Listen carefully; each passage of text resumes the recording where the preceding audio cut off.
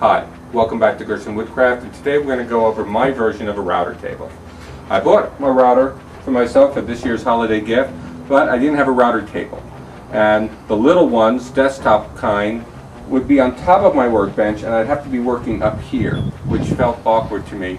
But I have no more room in my workshop for another table, so I decided to come up with my own idea of a router table that just connects to the side of my work table so I can use it when I need and break it down.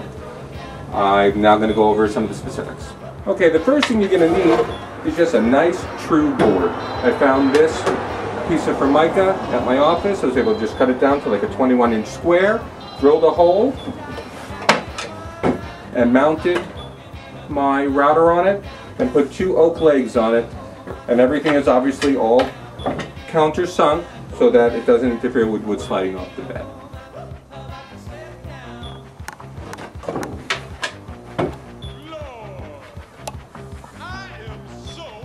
Now, it was kind of awkward to try and hold this in place while I put the clamps on, so I used one of these little screw holes, turned myself, I have a little piece of old olive, turned myself a little handle that goes in like that. Very simple. It's always fun turning little projects for myself. So,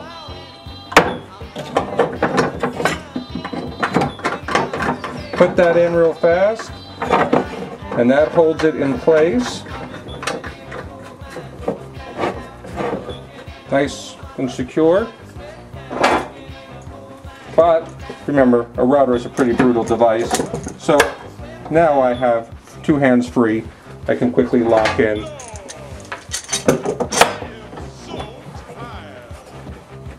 two more clamps, and now I have a pretty solid table.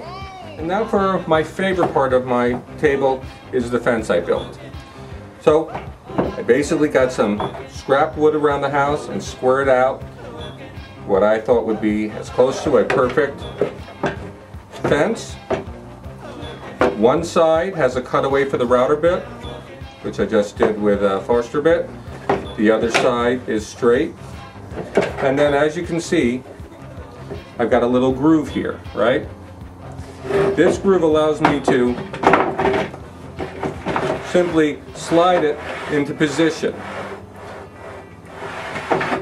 And once again, I use these screw areas here, where I took again screw heads, glued them in, turned a nice fun little bit. This time I did use the grinder to sharpen it to a point so that it wouldn't slide. And this allows me to either have a cutaway or a straight, and just screw that down a few turns, and this thing is solid as a rock. For the actual hole, I saw lots of tables professionally made that all different adapters so that you can have the minimum amount of open space when sliding wood. So what I did for mine is I first took my largest Forster bit, which is 2 inches, and I cut it just deep enough to be the thickness of some masonite I had. And then I cut the slightly smaller hole all the way through.